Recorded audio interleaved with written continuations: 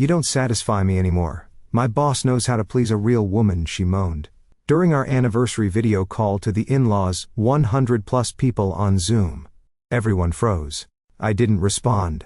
That night, 6 attorneys showed up at their $3.2 million home with federal marshals.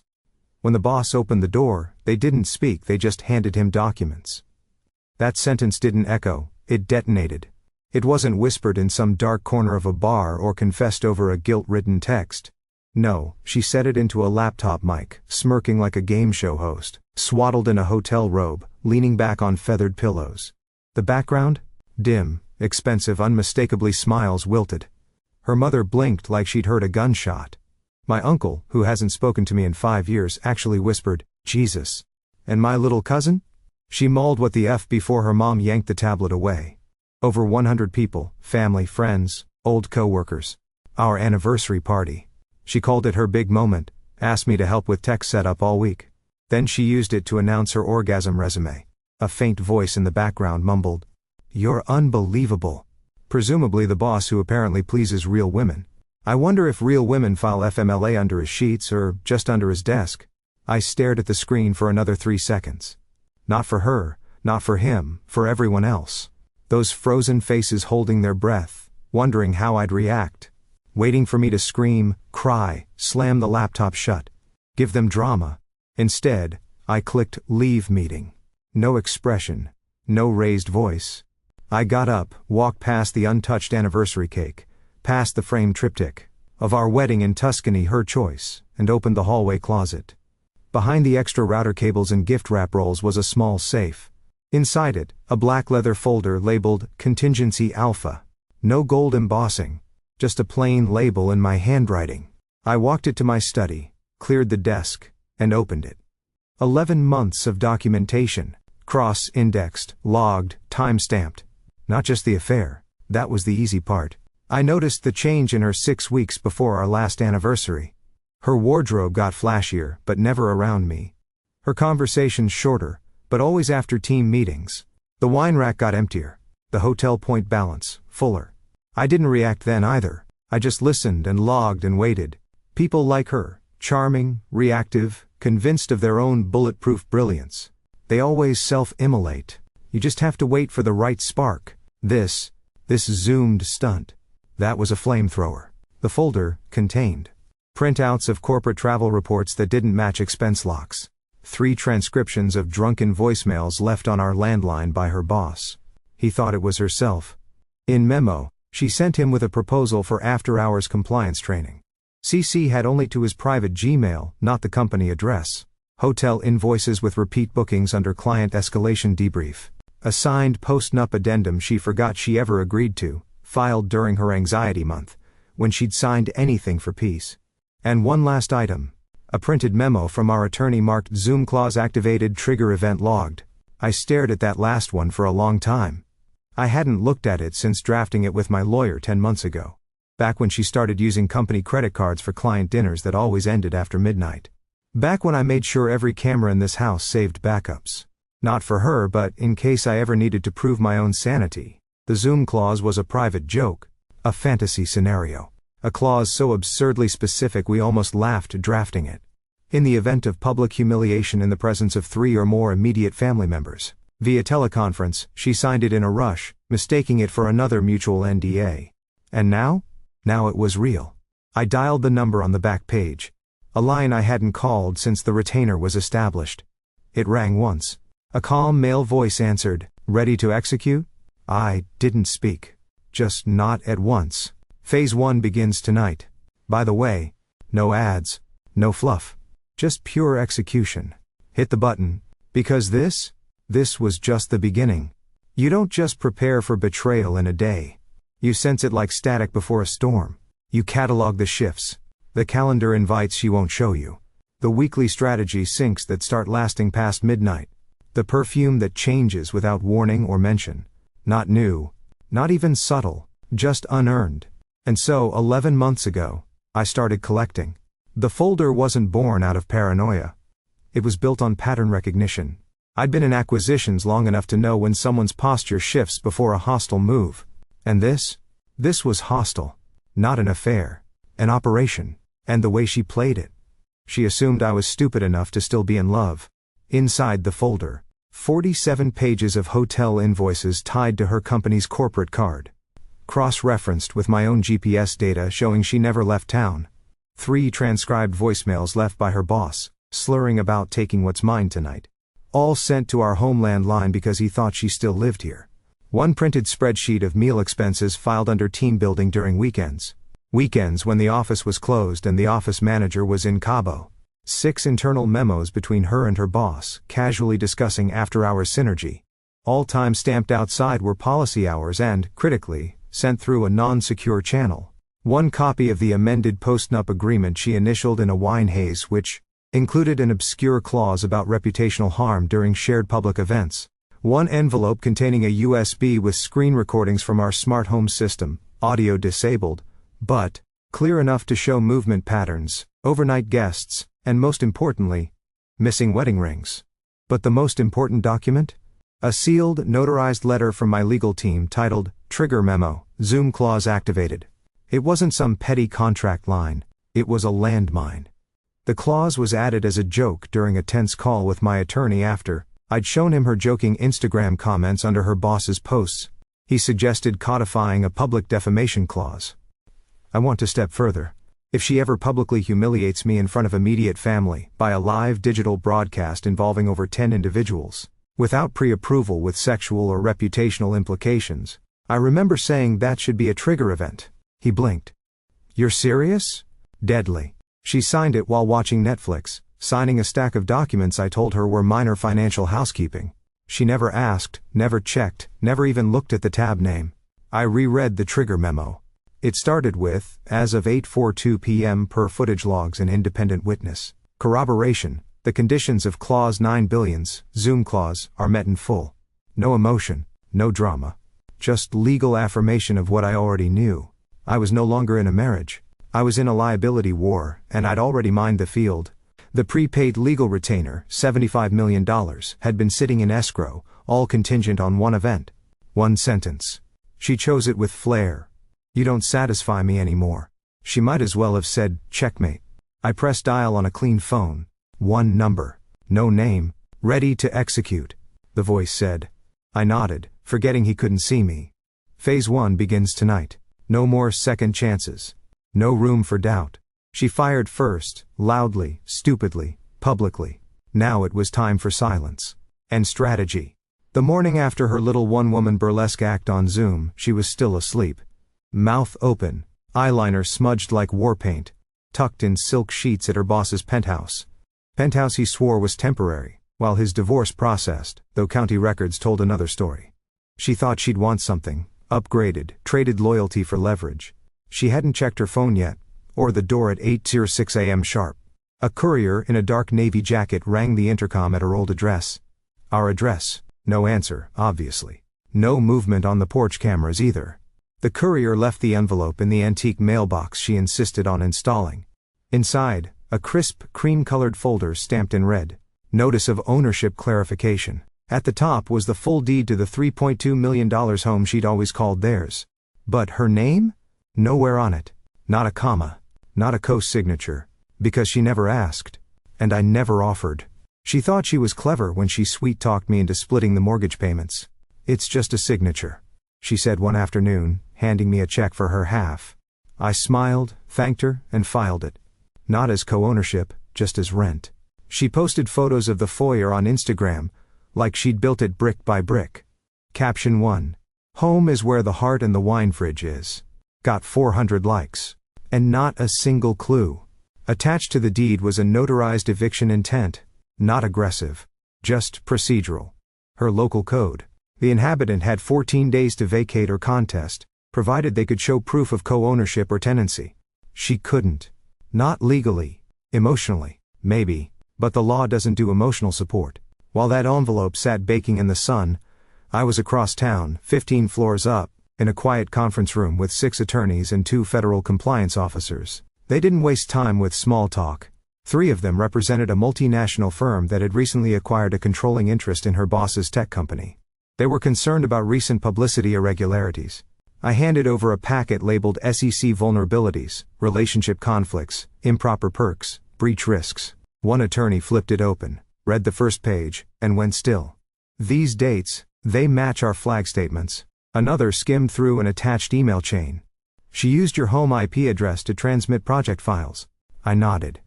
Twice. While using company devices. I've got the logs if you want them. They did. The federal agents mostly watched. Took notes. One of them asked a single question. Were either of them informed this data was traceable? I smiled. No.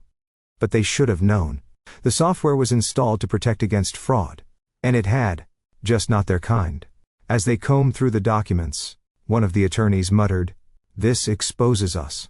Not just him. Reliable by association if we don't report it." Someone else whispered, "Compliance deadlines next week. If this leaks first, then it's not a leak." I interrupted. "It's a self-report." That's when the room shifted. From defense to triage. They weren't trying to help her boss anymore. They were trying to cut him loose before his infection spread. They asked me to stay quiet. I said I already was. They offered to cover the disclosure paperwork fees. I told them I already filed them. They requested the original memos. She sent her boss using their logo without approval. I slid over a separate folder. Signed. Dated. Stupidly bold. A message thread titled, "You, me." And a bottle of Q4 margin. Romantic and incriminating. The perfect cocktail. As I left the building, my phone buzzed. A text from a number I hadn't seen in months. Her mom. "Please tell me this is some kind of misunderstanding. Please." I stared at it for a moment. Then typed back. The misunderstanding was thinking I wasn't watching. And that was only the third step. The foundation was gone. Next came the ceiling. And it was already cracking. Monday morning. Her boss. Let's call him Weston. Because of course, his name is Weston. Rolled into the office 30 minutes late. Holding a smoothie. Wearing his usual, "I'm richer than you, but still chill" look. Unbuttoned collar. No tie. And sneakers that cost more than my first car. He was the kind of man who treated company money like poker chips and interns like baristas. The kind of man who called HR soft costs and legal a speed bump. The kind of man who thought the rules were written for other people. He swiped into the executive floor like he owned the air. Waved at a junior VP with a wink that probably warranted a second complaint and strode into conference room expecting to be briefed on quarterly burn rates. Instead, he found 5 men in tailored charcoal suits seated and waiting. 2 were legal counsel from his own board. 2 were from the SEC compliance team that had been quietly tracking anomalies, tied to non-disclosed personal affiliations within executive leadership. The 5th. A rep from one of the company's largest investors. Stone-faced. Unsmiling. Holding a copy of a memo with the words "risk flagged. Failure to report conflicted relationships" stamped across the top. Weston froze mid-step. Are we doing a risk audit today?" He laughed weakly. The legal counsel didn't even blink. One slid a folder across the table. "We're initiating a preliminary inquiry into misuse of executive discretion, hostile workplace dynamics and failure to disclose a romantic entanglement with a direct subordinate." Weston tried to sit down, missed the edge of the chair, caught himself and barked out a laugh. "Come on. This is about what, Jessica? We were just not interested in your adjectives." One of the SEC reps cut in. "We're concerned about specific incidents, including the use of her former marital home's IP address, to transmit contract-sensitive files between 1143 p.m. and 1:17 a.m., on 2 separate dates." Weston's mouth opened-closed, then opened again. "She said it was her home. Legally it wasn't, nor was she authorized to forward those attachments. And since he were CC'd directly, they let the sentence hang." That's when his phone buzzed. He fumbled it out of his pocket. HR text, "Please meet in conference room B urgent." He didn't move. One of the attorneys stood, buttoned his jacket. "I'd suggest you don't keep them waiting. You'll want to be compliant on this one." He didn't speak. Just stared at the phone as if it had turned to ice in his hand. In conference room B, things got worse. Waiting for him was a printed transcript of one of his drunken voicemails to her, ripped from my own recording archives. It included the phrase, "Your mind now, not his," followed by a slurred comment about access codes and priority shares. Also waiting for him, his company email log, which showed multiple non-business hour Exchanges with her via unsecured platforms in breach of company cybersecurity policy. HR didn't ask him to resign. Yet they asked for a written response to the allegations. By end of day, Weston tried blustering. He mentioned his long history with the firm, his vision, the markets, and his role in landing the series, the funding route. They listened, then once slid a sheet across the table, a quiet suggestion. Administrative leave, effective immediately, pending findings. Weston stared at it. You could almost see the power draining from his body. Like someone had turned off the oxygen. He didn't sign, not yet. But they knew he would, because every page in that folder had been planted weeks ago, one breadcrumb at a time. And Weston had just followed the trail right off the cliff. She woke up around 1040 a.m. later than usual. Her phone was face down on the nightstand, half buried under a hotel receipt, and a wrapper from room service truffles. She stretched like a cat in a sunbeam, not a care in the world, wearing nothing but one of Weston's monogrammed button-downs. The penthouse smelled like eucalyptus body oil and expensive lies. She reached for the phone, expecting a morning selfie from Weston, maybe a thank you text for last night's performance. Instead she found a wall of missed calls, 9, all in the early hours, 2 from HR, 1 from her mother, 3 from unknown numbers, the rest, silence, as if people had called just to witness the wreck and backed away without leaving a trace. She sat up, blinking at the screen. Her pulse didn't quicken until she tapped open one of the news alerts. She expected gossip, maybe a scandal block. What she got instead was Bloomberg. SEC review expands to executive conduct at Hollandbridge after alleged misuse of corporate resources. Underneath the headline, her name, not Weston's, hers, her name, folded, tied, to the phrase unreported relationship, and irregular file transmissions.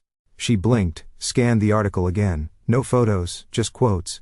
One sentence made her throat tighten. Sources suggest employee actions may have violated company compliance.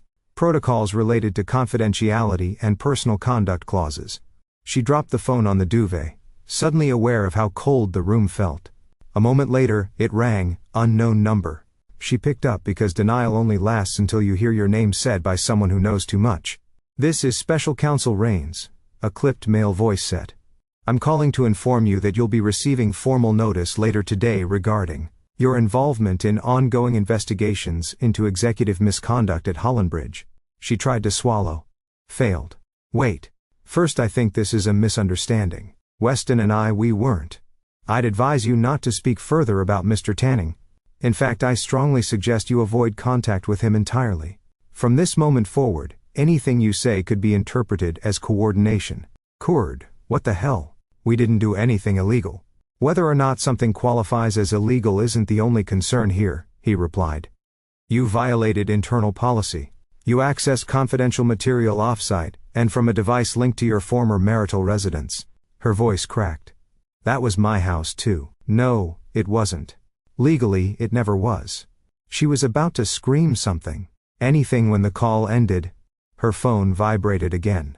This time, an email. Subject: access revoked. Urgent notice. The contents were brief. Your company credentials have been temporarily suspended, pinning the outcome of an internal investigation. Please do not return to the premises until further notice. Attached was a PDF titled, Internal Review Protocol. Employee number 47,286. Jessica L. She slammed the laptop shut before opening it.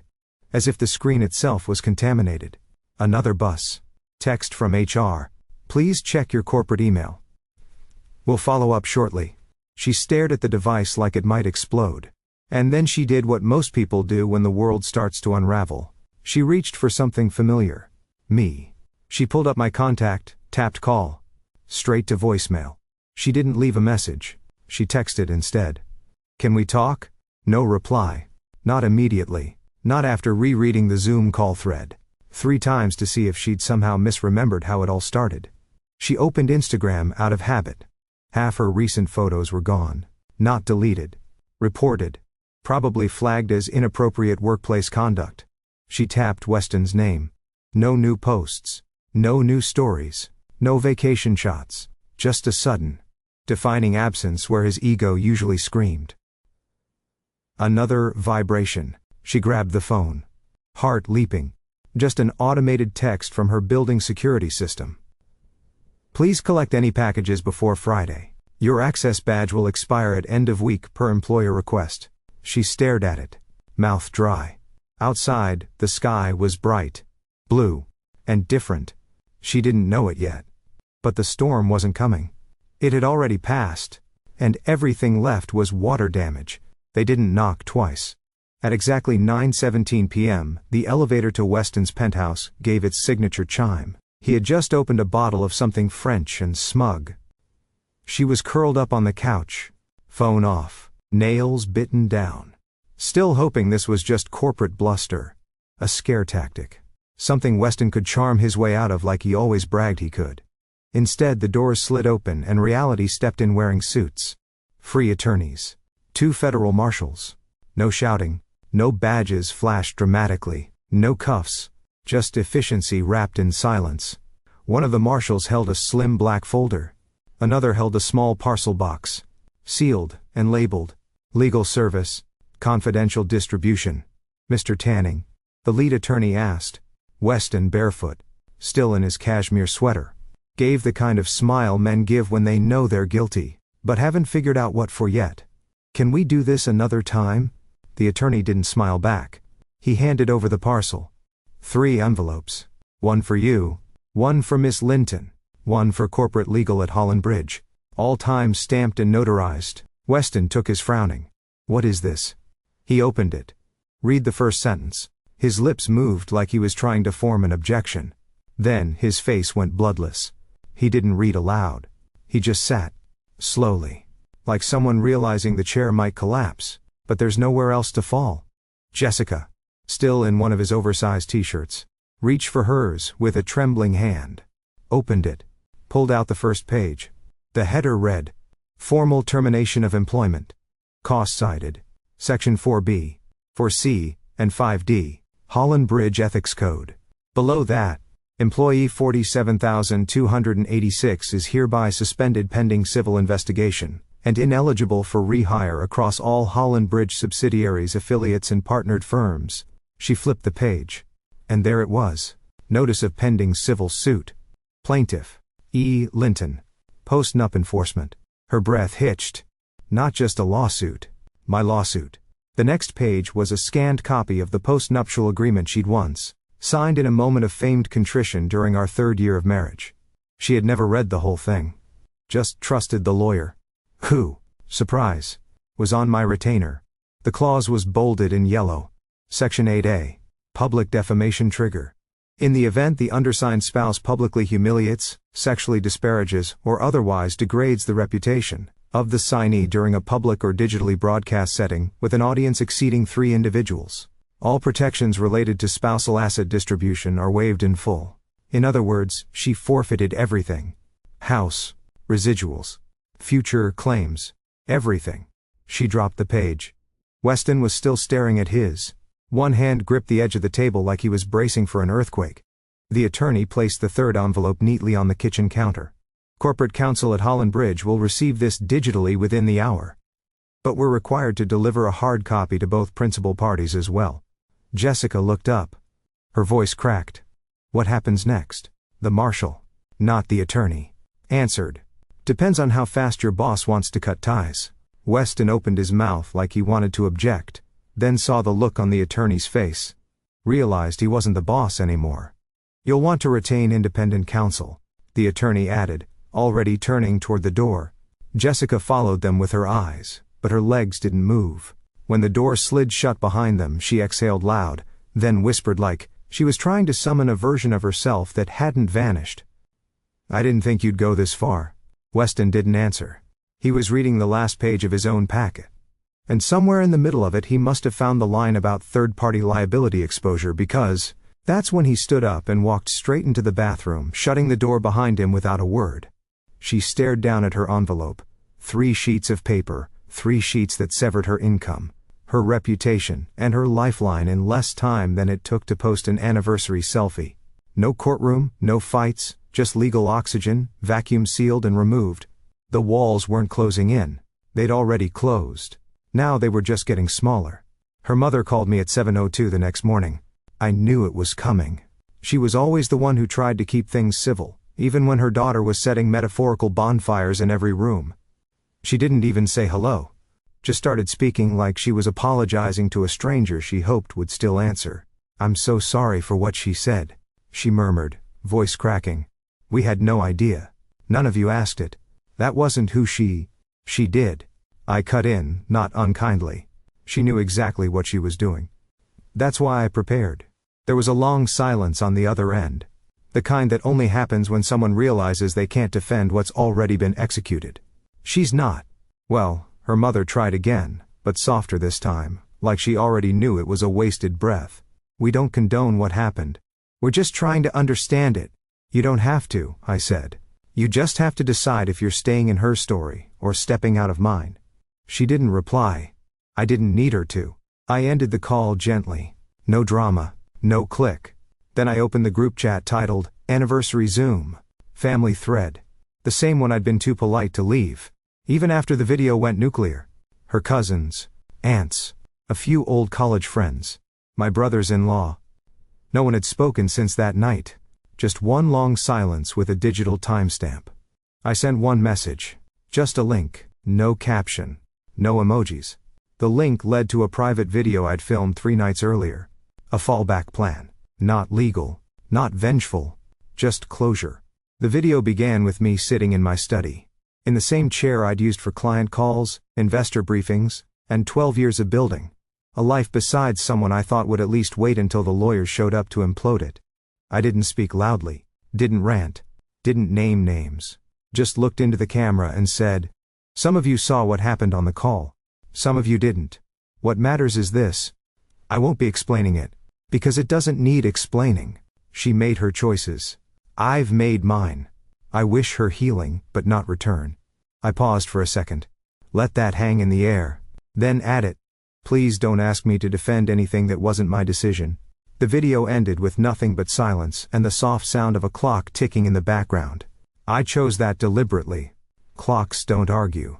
They just count. After I sent it, I put the phone down and walked outside. The air was sharp. November had a way of reminding you what reality felt like. By the time I came back inside, there were already 2 replies. Her uncle understood. Her sister, "I don't know what to say but I hear you." Then slowly, the rest trickled in. One by one. Not others wrote nothing at all. Quietly removing themselves from the group thread entirely. But not one person pushed back. Not one person asked for her side. They'd seen her side. In full Dolby surround sound. A day later her brother messaged me privately. Just 4 words. "She burned the bridge." I didn't reply. I wasn't standing on the other side of the bridge anymore. I was already somewhere else. Building something new. And this time, no one else would get the blueprint. She showed up just after sunset, wrapped in a long beige coat like the fabric might shield her from the weight of her own decisions. A suitcase in one hand. Sunglasses still on. Even though the sun had dipped an hour ago, that was always her thing. Perform the scene you wish you were living. Not the one you earned. She hadn't been back to the house since before the call. Since the rope. Since the toast that became a grenade. She probably imagined some sort of cinematic reconciliation. Me answering the door with a long sigh. Maybe a glass of wine in hand. Her crying on the porch. Whispering apologies framed by porch lights. What she got instead was the hard clink of a deadbolt that didn't recognize her anymore. The locks had been changed within 48 hours of her departure. Legally airtight. The title was mine. No joint ownership. No tenancy. No illusions. She knocked once. Waited. Knocked again. Louder. Nothing. Eventually she tried the keypad she'd used hundreds of times. Got the red light. Tried, again. Red. Again. Red. She stood there in silence for a moment. The weight of it starting to register. No key. No access. No right to complain. But I had left something for her. Not out of cruelty. Out of completion. The side door. The one we used to call her shortcut from the car, had been left ajar. Not unlocked. Just unlatched. A signal. A farewell. She stepped inside. The hallway was darker than she remembered. Colder. The paintings were still there. Hers mostly. But the frames were boxed. Leaned neatly against the wall. The air smelled like cedar and finality. She walked into the kitchen. That marble island she once bragged about to all her followers. Imported Italian stone. Looks like ocean waves. Was bare. Except for one manila envelope. Dead center. On top. A post-it note. 5 words. You chose your audience. I chose mine. Her hand shook as she peeled the note off. Open the envelope. Inside. A flash drive. And beneath it, a still image from the Zoom call. Frozen at the exact moment she laughed into the camera. And declared her boss a real man. Faces in tiny squares ringed around her. Stunned. Confused. Devastated. Her father's jaw slack. My niece's mouth open in horror. Her own mother covering her face with both hands. She let out a noise halfway between a breath and a sob. Dropped the envelope onto the floor. That's when she noticed it. Her belongings. Everything that had once marked the house as hers. Now boxed. Taped. Labeled. Stacked neatly by the window like donations waiting for pickup. Shoes she wore once and posted a dozen times. The French press she never used. The copy of Untamed she told people changed her life. All of it boxed. Neutralized. She sank to the floor. Back pressed against the fridge. Still clutching the post-it. Like it could explain something. Her phone buzzed in her coat. She fumbled it out. Praying for Weston's name. It wasn't him. It was a news alert. She tapped it open with a numb thumb. Breaking. Weston Tanning steps down as Hollandbridge CEO. Amid ongoing investigation, she didn't brief. Just kept reading. The article was surgical. Clean. Precise. Following mounting compliance concerns and SEC interest in potential misconduct. Mr. Tanning has voluntarily stepped aside pending the outcome of internal and federal reviews. And then, in small italicized footnotes, the investigation includes 2 current and 1 former employee. Names withheld due to legal sensitivity. However, sources confirm a female subordinate, referred to internally as Employee 2, has been named in the inquiry. She read it twice. 3 times. Employee 2. Not even a name anymore. Just a tag. An alias for liability. She opened her messages. Taped Weston. Free bubbles. Then, none. Nothing sent. Nothing received. She tried calling. Straight to voicemail. She scrolled through her last text from him. Something about oysters and how I could never compete. She laughed at that line. Now, she couldn't even remember why it was funny. The house didn't echo. It swallowed. She looked around. No trace of herself left. No scent. No claim. Even the light felt like it belonged to someone else. And for the first time in weeks, maybe months, she finally stopped imagining the comeback. Because there was no comeback waiting. Just a silence that no one intended to fill. The deposition room was colder than it needed to be. Clinical. Beige. Stripped of identity. The kind of space designed to make people small. No clocks. No windows. Just the faint hum of fluorescent lights in the quiet. Precise tapping of a court reporter's keyboard. She sat stiff in a plastic back chair. Hands folded in her lap like a child waiting to be scolded. Her hair was pulled back. Too tight. Trying to look composed. She wore a blazer that didn't fit like it used to. Makeup that couldn't mask how many nights she'd spent staring at ceilings. Across from her SAT, 3 attorneys. 1 internal from Hollandbridge. 1 external from the SEC compliance oversight team. And 1 silent observer. Representing their firm's largest institutional investor. They didn't introduce themselves beyond titles. No, how are you? No handshakes. The lead attorney leaned forward. His tone was dry. Clinical. Ms. Linton. This deposition is being recorded. Please answer clearly and truthfully. Do you understand? She nodded, already sweating. State your name, please. Jessica Lynn Linton. Former position at Hollandbridge. Business Development Manager. Her voice cracked. And your supervisor at the time of your separation. A pause. Weston Tanning. Describe the nature of your relationship with Mr. Tanning. She hesitated. Looked around. No rescue coming. We were involved.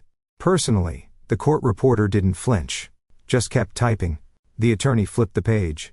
On October 3rd, during a digital video call, attended by more than 100 individuals, several of whom were your family members, did you state, quote, "You don't satisfy me anymore. My boss knows how to please a real woman." She flinched. She exhaled. Yes, I said that. Did you knowingly imply that you were engaged in a sexual relationship with your direct supervisor during an open recorded company-related call? I was drunk, she blurted.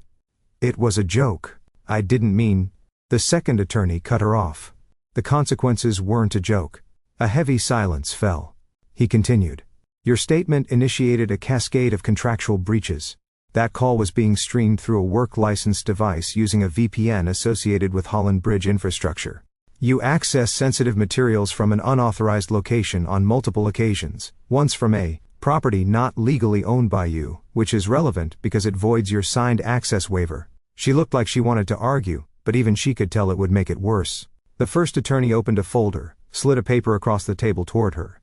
This is an invoice for damages. She stared at it. Couldn't breathe. Your actions voided multiple non-disclosure protections, triggered an automatic third-party audit, and resulted in substantial exposure of Holland Bridge's private client strategy deck, he said. The value of the leaked data, combined with projected contract loss and investor withdrawals, comes to $7.4 million.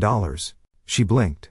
You're suing me for $7 million. The third attorney, the silent one, finally spoke. No, that's just your share of the initial breach. The firm's suing Weston separately, but I didn't mean I never shared. You didn't have to. The second attorney said flatly. You made it discoverable. You made him discoverable. She looked down at the page. 7.4 million itemized, categorized, surgical. It wasn't a punishment. It was math. We're not here to destroy your life, Miss Linton, the lead attorney added, almost kindly. But you have to understand what you did. It wasn't about love. It wasn't about infidelity. It was about liability. You made a spectacle of a regulatory violation, and now you're part of a chain of damages. Her mouth opened. Then, shut. There was nothing left to say. She signed the acknowledgement form with a shaking hand. The pen felt heavier than it should have. The court reporter marked the time. The attorney stood. No one told her, thank you. No one said, take care. As she gathered her coat, she caught her reflection in the glass door. Not a victim. Not a villain. Just a woman who confused spectacle for power. And now she couldn't even afford the coat. 3 months later, my home was finally quiet in a way that didn't feel like waiting. The dinner was small. 8 people, including my oldest friend from college, a colleague who'd walked with me through 2 business collapses, and 1 merger, and the couple who lent me their beach cabin the week after the Zoom call detonated everything. No lavish setup. No catered menu. Just grilled sea bass, a sharp white, and laughter that didn't need to prove anything. I didn't toast revenge. I didn't even mention her name. When someone finally asked, gently, cautiously, do you ever think about her? I smiled. No bitterness. Just a strange, surprising calm. She reminded me who I used to be. I said, I just chose not to stay him. They nodded. Nothing else needed to be said. Later that night, after everyone had gone, I stood at the kitchen sink washing the last of the wine glasses. I liked the stillness. No performative sighs from another room. No scent of perfume chosen for someone else's benefit. Just the clink of glass and the rhythm of a faucet I'd installed myself. Across the city, in a studio apartment that overlooked a construction site instead of the park, she was scrolling through job listings. Again, her inbox had dried up. HR emails had gone silent. Even Weston's silence had outlasted her desperation. The industry had closed its doors without ceremony. She sent out 12 applications the previous week. Not a single reply. People don't forget a face once it's attached to a scandal. Even the boutiques and startups she once mocked as beneath her weren't calling back. She spent her days refreshing career portals and her nights toggling between dating apps and late-night wine purchases. Searching for someone, anyone, who hadn't seen the clip, or worse, had, and wanted a front-row seat to her ruin. The envelope had arrived 2 weeks ago. She hadn't opened it. She thought if she left it untouched it wouldn't count. Like the last page of a book you don't want to finish. But she knew who it was from. My handwriting, still precise, still calm. Tonight, she finally gave in. She slid her nail under the edge and opened it like she expected it to detonate. No legal documents, no invoices. Just a single sheet of paper. 5 words, centered, typed. This was always your script. That was it. No threat. No insult. No emotion. Just a line she couldn't argue with. She folded it back into the envelope and set it on the table. Sat there, eyes blank, surrounded by the life she'd rewritten too many times. The room didn't echo. There was nothing left for it to bounce off of. No applause. No comeback arc. No finale. Just a quiet. Thanks for watching. Take care, good luck.